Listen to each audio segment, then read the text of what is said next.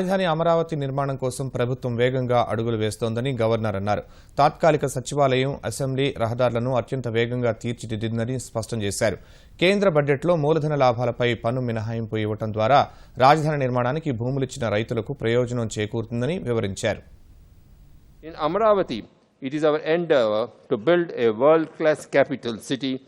I am quite certain that the new capital city will be a model for the entire country and perhaps even the world at large. My government has proposed 9 theme-based cities within the capital city. Rapid construction of Transit Secretariat, Assembly and Axis Road have put the growth of capital city on a fast-track mode. Best consultants from across the globe have been requisitioned for designing and building an iconic capital. We will have a distinct flavor of the culture, history and tradition of our people in its design and look while being very modern. My government is thankful to the Union government for exemption of capital gains tax in the recent budget, a big relief to farmers in the state who are given their lands under the innovative land pooling mechanism for development of the greenfield capital city of Amaravati. Wealth creation for the farmers who have pooled their lands for the capital city is of paramount importance to my government. Soon, Metro Rail in Vijayawada and Visakhapatnam will be on the realms of reality. We are planning to build Visakhapatnam Metro on a PPP mode. Steps are also afoot for taking up 110 kilometers of high-speed circular suburban train around Vijayawada. నవ్యాంధ్రను విజ్ఞాన రాష్ట్రంగా తీర్చిదిద్దాలనే లక్ష్యంతో ముందుకు సాగుతున్నట్లు governor వెల్లడించారు. ఆ క్రమంలో పాఠశాలల్లో digital తరగతులు, biometric హాజరు అమలు చేస్తున్నట్లు చెప్పారు. ఇటీవలే తిరుపతిలో నిర్వహించిన సైన్స్ కాంగ్రెస్ సదస్సును ప్రస్తావించారు. రాష్ట్రంలో తెలుగు భాషాభివృద్ధికి తెలుగు భాషా ప్రాధికార సంఘం చర్యలు తీసుకుంటున్నట్లు వివరించారు. ఇక నిరుద్యోగులకు ఉపాధి కల్పనే ధ్యేయంగా అనేక కార్యక్రమాలు చేపట్టామని, అవసరమైన వారికి నైపుణ్యాభివృద్ధి కోసం ప్రత్యేక కేంద్రాలు ఏర్పాటు చేశామని చెప్పారు.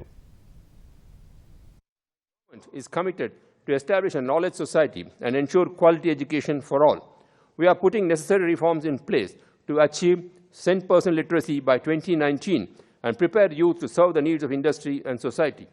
Establishing digital classrooms, implementing biometric attendance in schools, biometric-based payment of scholarships, and conducting online courses through AP e-knowledge exchange are some of our key interventions.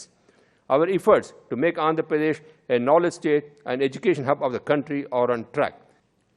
Institutions of international repute have already started construction work in our new capital city and other parts of the state.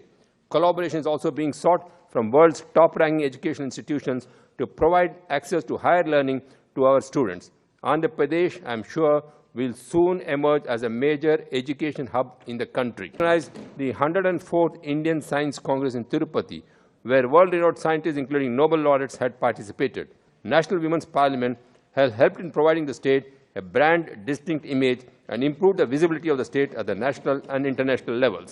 My government is working closely with reputed organizations to devise employable and effective skill development strategies so as to synergize the skilling efforts and deliver a structured, sustainable and scalable framework to impart state-of-the-art skills to the unemployed.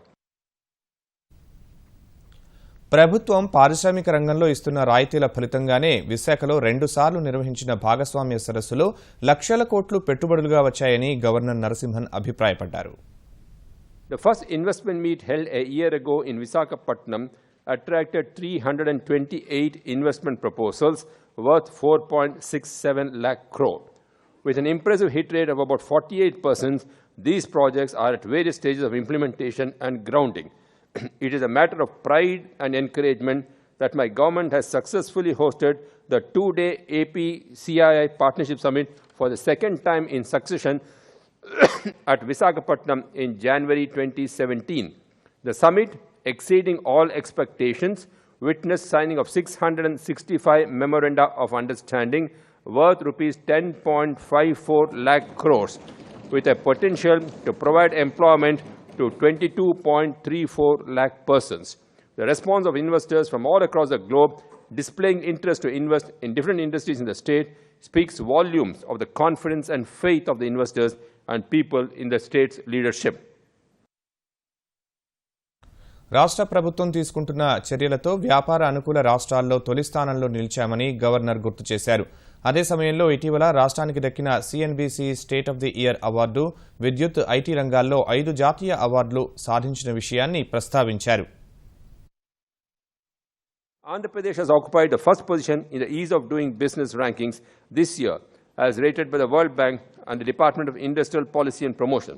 I am happy to say that our state, which was placed second last year, has fulfilled its pledge to be the number one this year. In recognition of our outstanding efforts in various sectors, my government has been the recipient of several national and international awards.